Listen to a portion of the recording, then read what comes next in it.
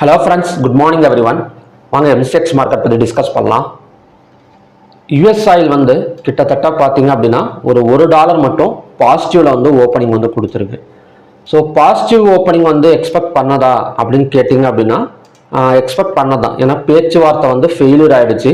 அது மட்டும் இல்லாமல் ட்ரம்ப் வந்து அவங்க நாட்டிலேருந்து கிளம்புன ஒரு 2 பேர், அதாவது பேச்சுவார்த்தைக்கு பாகிஸ்தானுக்கு கிளம்புன 2 பேரையும் போக வேணாம் அப்படிங்கிற மாதிரி அவர் வந்து சொல்லிட்டாரு. ஓகேங்களா. அது மட்டும் இல்லாமல் நேற்று வந்து கன் ஷூட் வந்து நடந்தது. ஸோ அவர் டின்னர் சாப்பிட்டு இருக்கிறப்ப வெளியே வந்து கன் ஷூட் வந்து நடந்தது. இதெல்லாம் வச்சு பார்க்குறப்ப கண்டிப்பாக வந்து ஒரு க்ரூட் ஆயில் வந்து ஒரு பாசிட்டிவில் ஓப்பன் ஆகும் அப்படிங்கிற மாதிரி எக்ஸ்பெக்ட் பண்ணது தான். ஆனால் பெரிய அளவில் வந்து போகலை. ஒரு $4 $5 எல்லாம் பாசிட்டிவ் வந்து ஓப்பனிங் வந்து நடக்கலை. ஏன் அப்படின்னா இந்த விஷயம்லாம் நடந்தது நேற்று மார்னிங், எஸ்டர்டே மார்னிங் தான் பார்த்தீங்க அப்படின்னா இந்த 3 விஷயமே நமக்கு வந்து நடந்தது. ஓகேங்களா. ஸோ எஸ்டர்டே ஈவினிங் வந்து ட்ரம்ப் வந்து ஒரு பாசிட்டிவ் நியூஸ் மாதிரி கொடுத்துருந்தாரு. என்ன சொல்லியிருக்காரு அப்படின்னா, இனிமே வந்து பாகிஸ்தானுக்கு போயிட்டு பேச்சுவார்த்தை நடத்தணுங்கிற எந்த ஒரு அவசியமே கிடையாது. ஈரான் சைட்ல இருந்து எனக்கு வந்து ஃபோன் பண்ணி கூட நீங்க வந்து பேசலாம். ஓகேங்களா. ஃபோன் பண்ணி கூட பேசலாம். ஒரு இடத்துல போயிட்டு தான் நம்ம உட்காந்து பேசணுங்கிற அவசியம் கிடையாது.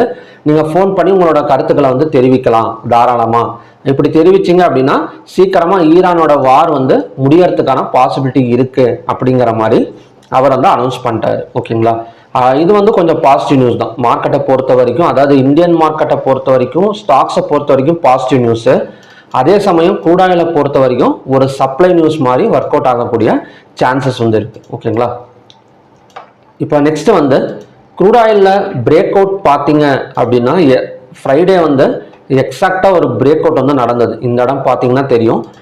ஒரு டபுள் டாப் ரெசிஸ்டன்ஸ் 9248 ஒரு டபுள் டாப் ரெசிஸ்டன்ஸ் எடுத்துட்டு இந்த நெக்லைனை பிரேக் அவுட் பண்ணிட்டு க்ளோசிங் வச்சுட்டு ஒரு ரீடெஸ்ட் எடுத்துட்டு அங்கேருந்து கிட்டத்தட்ட நல்லாவே நமக்கு வந்து செல்லிங் ஆயிருக்கு. ஓகேங்களா. லோவை பிரேக் அவுட் பண்ணால் next target and selling, next target and support zone வந்து 8596. இல்லை மறுபடியும் 9033 ஓப்பனிங் கொடுத்தது எப்படின்னு பார்த்தீங்க அப்படின்னா கொஞ்சம் பாசிட்டிவ் ஓப்பனிங் இருக்கு. ஓகேங்களா. ஸோ 9033 ஒரு பாசிட்டிவ் இந்த இடத்துலலாம் ஓப்பன் ஆனது அப்படின்னா அகைன் வந்து கொஞ்சம் ஃபால் எடுக்கிறதுக்கான சான்சஸ் இருக்கு. ஸோ இப்போ இருக்கிற ட்ரம்ப் கொடுத்துருக்கிற நியூஸ் படி பார்த்தீங்க அப்படின்னா கொஞ்சம் சப்ளை வந்து எதிர்பார்க்கலாம் அப்படிங்கிற மாதிரி தான் இருக்கு. இருந்தாலும் நம்ம டெக்னிக்கல்ஸை ஃபாலோ பண்ணிக்கலாம். ஏன்னா M pattern break out, next ரெசிஸ்டன்ஸுங்கிறது 9033. ஸோ டார்கெட்டுங்கிறது 8596 வரைக்கும் வரதுக்கான சான்சஸ் வந்து இருக்கு. ஓகே. நெக்ஸ்ட் வந்து நேச்சுரல் கேஸ். இப்போ நேச்சுரல் கேஸும் செல்லிங் ப்ரெஷர் சப்ளைல தான் இருக்கு. ஏன்னா லாஸ்ட் வீக் வந்து இன்வென்டரி டேட்டா வந்து நெகட்டிவ் கொடுத்துருக்கனால ஸோ நமக்கு நெக்ஸ்ட் சப்போர்ட் ஜோன் ரெசிஸ்டன்ஸ் ஜோனுங்கிறது 240.4 பிட்வீன் 243.9. ஸோ இந்த ஜோன் எல்லாமே வந்து ரெசிஸ்டன்ஸ் ஜோன் தான். ஓகேங்களா. லோவாக பிரேக் அவுட் பண்ணால் 229.8 வந்துட்டு இந்த இடத்துல சப்போர்ட் எடுக்கிறதுக்கு சான்சஸ் இருக்கு நேச்சுரல் கேஸை பொறுத்த வரைக்கும். ஓகே. நெக்ஸ்ட் வந்து கோல்டு. இப்போ கோல்டெல்லாம் ஆல்ரெடி நம்ம பார்த்தது தான். கோல்டெல்லாம் பார்த்தீங்க அப்படின்னா ஒரு என்ன சொல்றது அப்படின்னா பை சைடு பிரேக் அவுட் வந்து நடந்திருக்கு 1 டே கேண்டல்ல. அப்படி இருக்கிறப்ப 1,52,987 பை சைடு பிரேக் அவுட். நான் ரெசிஸ்டன்ஸ் அண்ட் சப்போர்ட் வந்து டிரா பண்ணல. சப்போர்ட்டுங்கிறது ஆக்சுவல் 1,50,665. இன்னைக்கு பை சைடு பிரேக் அவுட் மட்டும் தான் பாசிபிலிட்டிஸ் இருக்கு. ஏன்னா இந்த ஜோன் பார்த்தீங்கன்னா தெரியுதுங்களா. ஸோ இந்த இடத்துல நம்ம டபுள் பாட்டம் பேட்டர்ன் டிரா பண்ணா கூட இதுதான் break out point. So 1,52,987 buy side break out point.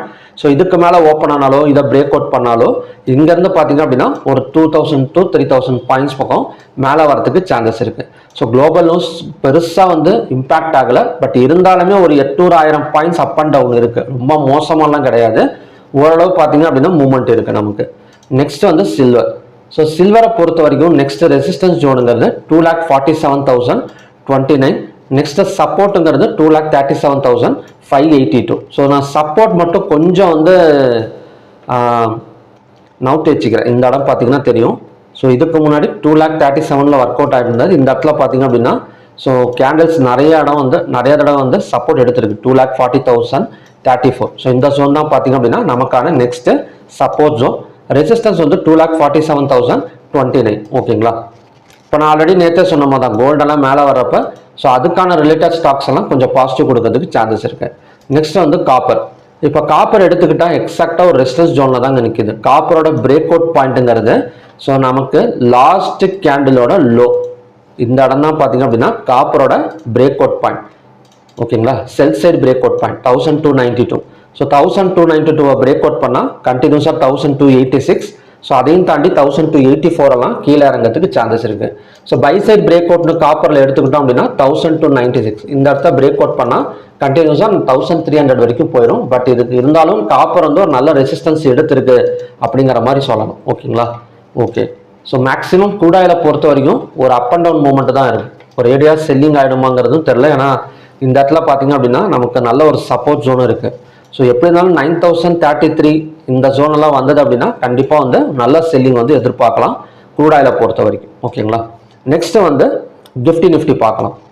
இப்போ நிஃப்டி நிஃப்டி எப்படிங்க ஓப்பன் ஆயிருக்குன்னா நெகட்டிவ்ல தான் ஓப்பன் ஆயிருக்கு. இருந்தாலும் பெரிய அளவுலலாம் நெகட்டிவ்ல ஓப்பன் ஆகல. வெறும் 48 பாயிண்ட்ஸ் மட்டும்தான் நெகட்டிவ்ல இருக்கு. மார்க்கெட் ஓப்பன் ஆகிறதுக்கு இன்னொரு 2 ஹவர்ஸ் இருக்கு. அந்த மாதிரி நேரத்தில் ஒரு 150 200 பாயிண்ட்ஸோ ரீச் ஆனது அப்படின்னா நமக்கு வந்து செல்லிங் ப்ரெஷர் தான். கேப் டவுன்ல ஓப்பன் ஆயிடும்.